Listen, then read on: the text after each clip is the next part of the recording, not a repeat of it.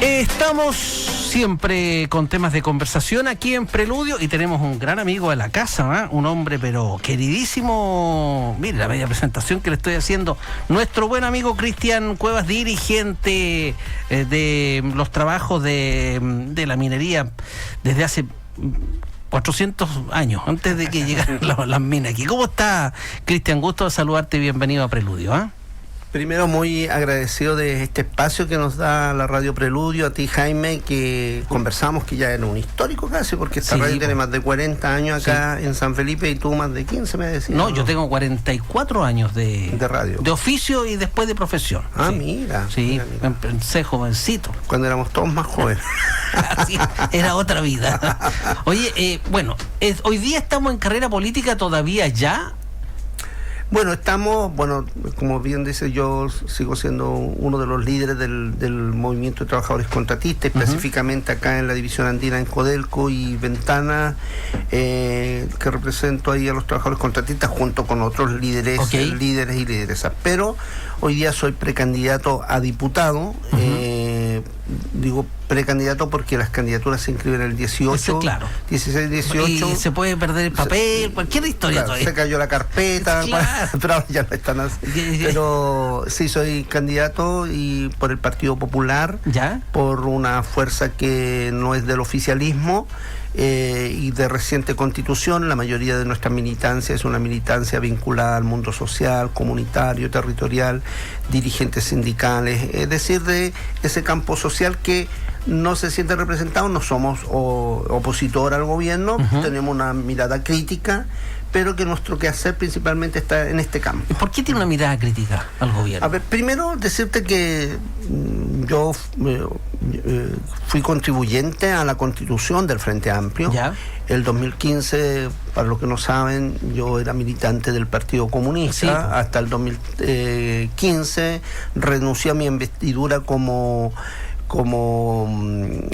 agregado laboral en la Embajada de Chile en España cuando fue la tragedia y la muerte de Nelson Quisquillao en una huelga contratista. Me acuerdo. Renuncié, volví y en ese tiempo dejé de militar también el Partido Comunista.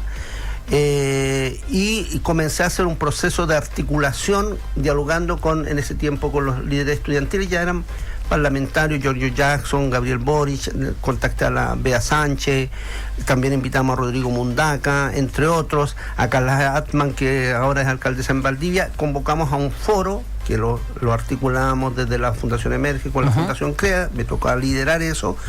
Y para lo que fueron un seminario por un nuevo Chile que hizo este camino. Perfecto.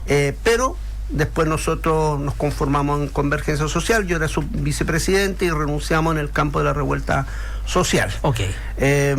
¿Y por qué? Porque vos criticas, porque todos los que éramos de la calle, los que veníamos impugnando, ¿cierto? El poder, la élite, finalmente nos vamos configurando en esa élite que impugnábamos, ¿me entiendes? Claro. Y eso, la verdad que en el campo que uno es del mundo del trabajo social, que tiene convicción en ese trayecto, y no quiere decir que cuando tú gobiernes no tienen que entender que gobiernas para todos, ¿cierto? Sino que más bien que la naturaleza nuestra era nunca romper ese cordón umbilical con ese campo social. Y yo creo que el gobierno en general cortó ese cordón umbilical. Entonces yo digo, es un gobierno sin pueblo, porque los que acompañan en general son los funcionarios, pero no es el pueblo, el pueblo, y no quiere decir que el pueblo esté en otro lado, sino más bien también hay esa decepción, pero entendiendo que eso pero eso tú no lo asignas al modelo que hoy día tenemos, al modelo político, porque es un modelo donde, por ejemplo, las juntas de vecinos tienen cero influencia, las organizaciones comunitarias, territoriales, cero. Finalmente pasan a ser en algún momento simplemente un ente para la foto del parlamentario o del actor político que, hay que decirlo, se olvida para siempre. Bueno, mucho de eso hay, porque imagínate que los trabajadores y trabajadoras en Chile somos más de 10 millones de trabajadores, ya sean asalariados, trabajadores por cuenta propia, trabajadores informales, que son cerca de 3 millones. Entonces tú dices, si somos la mayoría, el por qué nosotros no tenemos representación o por qué nosotros no gobernamos, pues. Entonces siempre hay una... Entonces, en ese sentido, efectivamente, es un modelo que va generando esa distancia. Y tú decías una cosa muy cierta. Hoy día vienen las campañas y yo he visto a todos los parlamentarios, pero muy, muy activos en las redes sociales. Y han hecho de todo. Incluso dicen, hoy día vamos a mandar una normativa para impedir el aumento de las eléctricas. Cuando ellos votaron, el aumento... Me llama mucho la atención. Entonces, cuando ellos votaron todos. Claro. Entonces, todas esas cosas hacen que finalmente la gente se aleje de la política y no crea en nadie. Pero la gente, a ver, según tu percepción, la gente ya no le cree o se siente defraudada por esas promesas que finalmente nunca tuvieron eco en ningún lado. Que son, a mi gusto, dos temas distintos. Hay una indignación, no necesariamente esa indignación es organizada, hay un malestar, ¿cierto? Y ese malestar tiene que ver con esta cuestión de que tú como no puedes ser una autoridad política o cualquiera sea, o tu responsabilidad en que finalmente lo que dices no lo haces, en que comprometes y no lo haces. Y puede ser que yo mañana, hoy día mismo como dirigente sindical, no tenga la capacidad de resolver las cosas, pero uno tiene que ir de frente, ¿cierto? No andar buscando salir por el lado para evitar, ¿cierto?, esa relación. Entonces yo creo que efectivamente hay un mundo mayoritario que hoy día no se siente representado por nadie. Es el campo que nosotros queremos ir a disputar, porque yo he tenido el privilegio de recorrer profundamente esta región, este distrito, no por cuestiones electorales, más bien por mi quehacer social de más de 30 años por lo menos en esta región, pero a nivel nacional he recorrido cada rincón de nuestro país. Y ahí tú ves, pues, los miedos, los temores, la desafección, la desprotección, y no hablo tan solo de las capas populares, también de las capas medias, de los profesionales, de la incertidumbre. Así es. Y sí. Que, por ejemplo, un profesional hoy día para poder tener un salario digno tiene que hacer 3, 4 pegas, y eso no es vida, ¿me entiendes? Entonces toda esa situación genera ese clima y que desde mi punto de vista lo provoca este modelo, y eso lo podemos traducir en cuestiones muy concretas pero dramáticas, como fue la tragedia en el Teniente la semana pasada, que es producto de este modelo de la subcontratación, de la precarización que violenta la vida. Entonces, te quería preguntar de eso, pero antes quiero que hagamos una reflexión, porque yo he visto en los medios de comunicación ahora, a propósito que la señora Jara es candidata presidencial, que se ha generado una suerte de caricatura sobre la izquierda. Entonces, todos hablan de que la comunista, que la izquierda, pero nadie habla de la ultraderecha. Y nadie habla de todo el daño que ha hecho la ultraderecha en la historia de la humanidad, ni siquiera de Chile. ¿Ese es un manejo comunicacional que está muy metido en el ADN hoy día de la gente, o no? ¿Cómo es la percepción que tú tienes? Decir que efectivamente hay aquí un poder mediático hegemónico que se controla a través de las redes sociales, que va construyendo una narrativa destinada, ¿cierto?, a colonizar las mentes nuestras. Porque el campo popular social, yo soy originario de la zona del Carbón, donde la izquierda era potente, muy vinculada al mundo religioso, a la manifestación religiosa de las iglesias evangélicas. Yo fui formado en la iglesia evangélica, pero ya están colonizadas por la ultraderecha. Entonces, efectivamente, cuando tú dices a Janet Jara, hoy día se le cuestiona por ser comunista, pero acá no se le cuestiona por ser pinochetista, ¿me entiendes? O a Matei por ser fascista, ¿me entiendes? Pero a nosotros, a la gente que tenemos un pensamiento crítico y que abogamos por la igualdad social, sí, por el tema de los derechos. Entonces yo siempre digo, hoy día en las redes sociales hay cuestiones pagadas todo el día en función de estar denostando a la candidata Janet Jara, en función de su origen, en función de su pensamiento, que ahora tratan de vulgarizar el tema porque ella dice que es socialdemócrata. Y la verdad que es una cuestión muy violenta de todos los días, pero es violento también que se usen a sectores populares en aquello, porque tú lo decías muy bien. Los derechos sociales alcanzados para generar ciertos pisos de bienestar social han sido por las luchas obreras, por los que queríamos igualdad. Nunca el latifundista ha querido un mejor vivir. Ellos de alguna manera usufructan del trabajo ajeno y nadie no son cuestionados en eso. Yo digo, claro, yo sí que soy un emprendedor, si tú eres un emprendedor o no, claro, necesitamos un buen vivir, pero eso no se hace en función de despojar de derechos de otros. Claro. Entonces, en ese sentido, la amenaza de las ultraderechas, no tan solo en Chile, sino en todo el mundo, tiene que ver con el despojo de derechos. Y esos derechos que son alcanzados, porque hoy día la gente... Yo, por ejemplo, estaba hace unos días atrás en Los Ángeles, en Villa Mercedes, cerca de Antuco, y un vecino, un obrero me decía, nosotros antes teníamos aserradero y hoy día no tenemos aserradero, entonces hoy día queremos aserradero. Yo le dije, pero eso se lo llevaron a las grandes empresas, pues. Claro. Entonces, cuando él me hacía el pensamiento, era un pensamiento socialdemócrata, hasta casi socialista, pero él era pinochetista, ¿me entiendes? Exacto. Entonces, sí, hay una situación media vacía, contradictoria, porque por un lado quieren derechos sociales, pero por otro lado votan por la ultraderecha que despoja esos derechos sociales. Exacto. Entonces, en ese sentido, cuando nosotros, tú sabes que acá hay una crisis hídrica, el tema del agua, cuando tú quieres una distribución de aquello en función de la vida, los que se oponen son los sectores más reaccionarios de la ultraderecha. Entonces, esas son cuestiones que efectivamente nosotros tenemos que dialogar. O en el caso del mundo del trabajo, cuando vemos sectores profundamente despolitizados, cuando digo despolitizados, no quiero decir que la gente milite o no, sino más bien que tenga plena conciencia en función de dónde él tiene su origen y su pertenencia. Una coherencia. Claro. Entonces dicen, no, voy a votar por acá. ¿Y por qué no? Porque da trabajo. Pero, bueno, nosotros decimos, ¿pero qué estás hablando? Jamás han generado ni un puto empleo. Jamás han generado ningún beneficio social. Entonces, claro, hay una situación de colonización de la ideología neoliberal en sectores nuestros y que tenemos que estar combatiendo, porque esa narrativa... Pero eso no ha sido también la responsabilidad de la izquierda que nos has dado al ancho cuando ha estado en el gobierno. Por cierto, por eso yo tengo una opinión crítica, porque en el fondo cuando usted está gobernando, Jaime, usted está gobernando, ¿cierto? Y yo digo, bueno, si estoy gobernando, tengo que abrir el espacio para esas representaciones. Okay. ¿Cachai? Entonces lo que ocurre, que hoy día nosotros hemos visto las puertas mucho más cerradas, porque claro, en final el funcionario que era amigo nuestro, hoy día está más preocupado de su pega y no en función de poder resolver las necesidades de la gente. Entonces, cuando tú asumes responsabilidades de Estado o te dan la potestad de gobernar, tiene que haber un sentido de sacrificio en función de aquello. Entonces no puede ser que tú trabajes las 5 horas, las 6 horas, las 8 horas y en función estás entre café y café y poca producción, ¿me entiendes? Entonces eso, Julio, requiere efectivamente de un sentido del deber. O lo mismo que estamos hablando hace poco en otro medio, decíamos, todos hablan de la patria.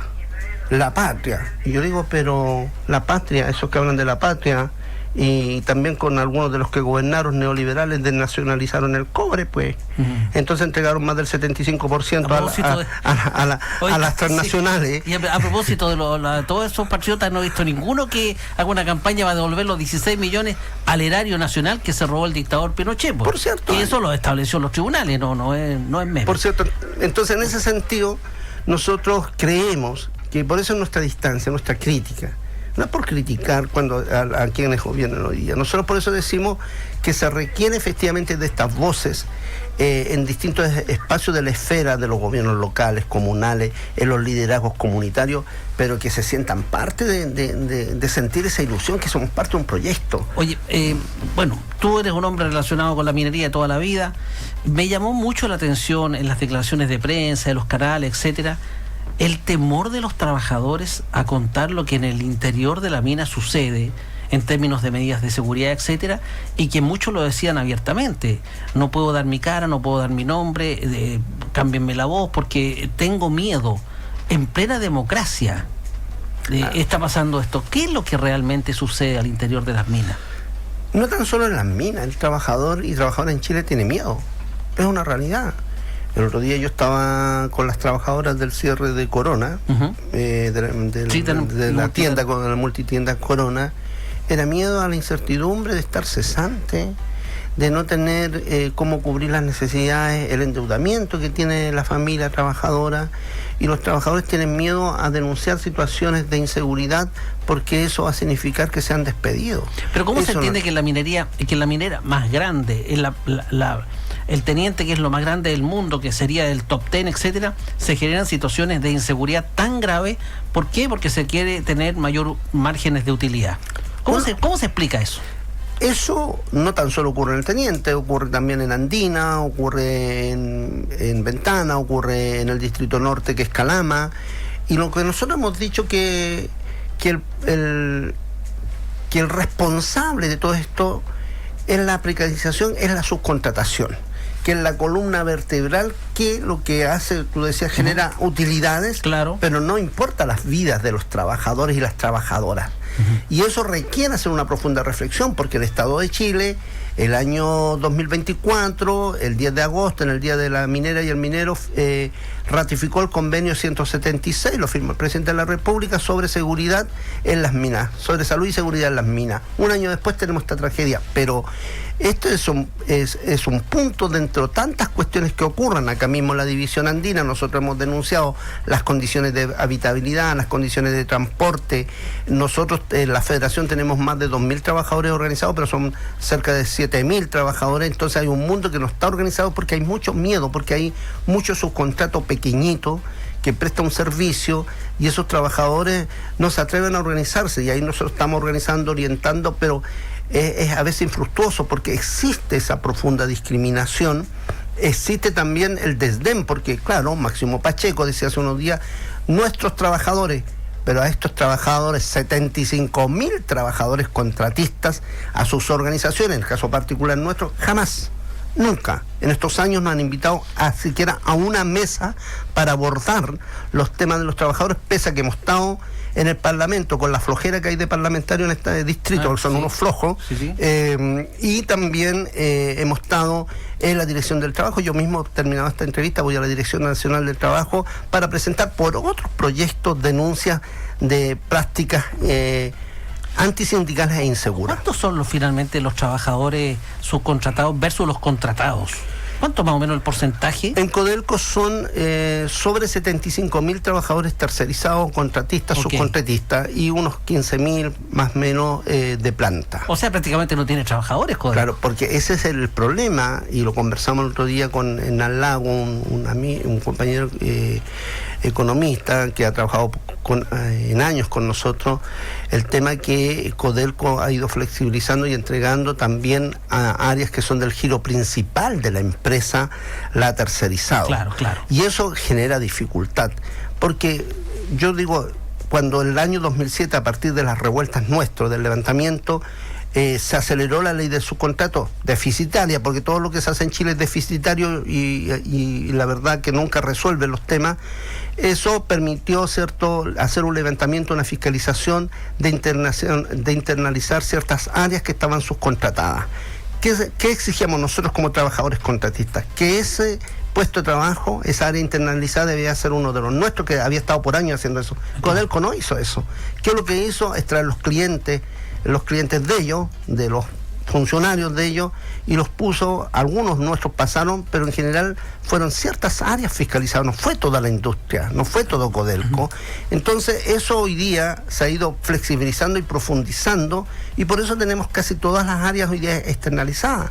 Entonces, ¿qué genera eso? Precarización, pero también los trabajadores contratistas hoy día están en contratos nosotros habíamos ganado contratos de más largo tiempo, para permitir cierta estabilidad, y lo otro que en la lucha nuestra era que ningún contrato licitado podía comenzar después con menos de lo que ya se tenía. Exacto. Entonces que hoy día tú pierdes un derecho y después tienes que volver a hacer el tránsito para recuperar ese derecho. Y es más, en Codelco y en la industria privada también, por ejemplo, contrató trabajadores de servicio. Yo estuve la semana pasada con la Dirección Nacional de Trabajo, con la área de fiscalización. Hay un fraude en relación al salario mínimo, ¿cierto?, con respecto al ingreso, que hoy día está en la industria minera, en 184.000 pesos. 384.000 pesos. Entonces lo hacen el fraude a partir de complementar con bonos, pero la ley y la fiscalización y la normativa ha dicho que ningún salario en Chile puede ser menos que el sueldo mínimo nacional. Claro. Entonces hay un fraude amparado y que obviamente permitido por Codelco y la industria privada también. Bueno, en el caso de los trabajadores de servicio. Entonces, cuando fuimos a solicitar una fiscalización, el propio fiscalizador en Vitacura fue a la empresa, cuestionada, una de las empresas que nosotros pedimos esa fiscalización, y no encontró nada. Entonces, la semana pasada yo voy a la dirección del trabajo, vamos, y lo que dicen, es que aquí pareciera que no hizo bien la pega del fiscalizador, ¿me entiendes? Entonces, todas esas cosas, podríamos latamente hablar de todos los incumplimientos y las tragedias que tiene, que hoy día podemos enrostrar en la memoria de estos 6 compañeros, pero una cuestión de todos los días. Y ahí, ¿qué pedimos nosotros? Primero, que se investigue y se sanciona, y la responsabilidad es política. Y la responsabilidad política en el teniente es de Andrés Music, gerente general, porque él, el que ha desarrollado esas políticas, y el directorio de Codelco, ¿me entiendes? Y eso requiere también, ¿cierto?, una decisión política por parte del presidente de la República, porque aquí lo que ocurre, que el hilo se corta por el más delgado, se va a la empresa y quedan los mismos ejecutivos de Codelco, entonces no hay sanción nunca. Hoy, estamos conversando con Cristian Cuevas, candidato o precandidato a diputado. ¿Por qué la gente debiera de votar por usted, señor Cuevas? Porque tiene Cuevas. Porque votar por Cristian Cuevas es votar por usted, pues. A ver, yo creo que necesitamos de voces que representen nuestros intereses en el Parlamento.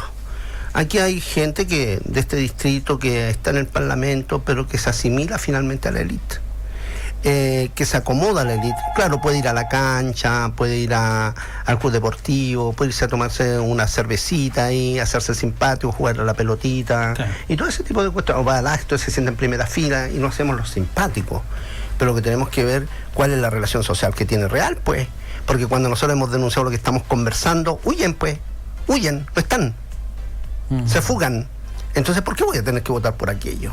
Entonces, cuando hay trabajadores, no tan solo trabajadores tercerizados en sus contratos, los trabajadores de la agroindustria, las condiciones del adulto mayor, las personas o los niñas o personas neurodivergentes que requieren de atenciones especiales por parte del Estado, y legisladores y legisladoras comprometidos. Porque lo que hay que entender es que el legislador legisla para el país y también mirando la región, pero no es el alcalde, ¿me entiendes? Entonces de repente se confunden los roles. Entonces yo creo que en ese sentido necesitamos de voces nuestras. Yo creo que uno cuenta con una legitimidad, conoce esta región como conoce el país, y esa realidad social te da una impronta. Y además que creo que hay que ir a incomodar a la élite. Yo creo que hay que ir a incomodar y poder, ¿cierto?, siempre velar por los derechos de las mayorías sociales, y en ese sentido por lo menos yo nunca he renunciado a esa tarea. Bueno, pues Cristian, un gusto de haberlo tenido acá en la radio. Tenemos harto para comprar, podríamos estar hasta mañana aquí. Sí, podríamos hacer una teletón, ¿cierto?, comunicacional, con preludio ahí 24/7 un día, así, para conversar distintos temas, porque eso nos llevan a otros temas. Entonces, aquí contigo... Se va una compuerta tremenda. Oye, cuando vine aquí con Julio, como que nos iluminó y nos dijo, vamos, así, y es como un francotirador ahí dándole al tema. Cristian, desde las comunicaciones. Que le vaya bien, como decía la señora que saca las cartas, que tira las cartas. Muchas gracias a ti, muchas gracias a la radio y a las auditores y auditores de esta radio histórica también. Te manda saludos ahí doña Teresa, dice, qué bien, gracias. Mari Carmen también te manda saludos. Ya pues, oye, se me olvidaba que mañana, el sábado 9, vamos a hacer una jornada de trabajo para ir fortaleciendo esta candidatura, así que están todos invitados a las 10 de la mañana, es en Los Andes, en Manuel Rodríguez 31, en la sede de nuestra organización de los trabajadores contratistas. Manuel Rodríguez, casi llegar a Independencia. Ya, sí, me ubico perfecto. Y ahí está nuestra casa que fue comprada con los recursos de los trabajadores. Bien. Y por tanto está hermoseada por los recursos de los trabajadores. Y ahí vamos a hacer un encuentro destinado a poder generar, ¿cierto?, este vínculo. Y si hay amigas, amigos, compañeros que quieran apoyar, acompañarnos, un punto de enlace, ¿cierto?, siempre es necesario para que nos abran sus casas y para construir esta confianza tan necesaria. Todos los días hay que construir la democracia. Así es. No es solamente ir a votar. Chao. Eso es. Gracias, Julio. Chao. Gracias.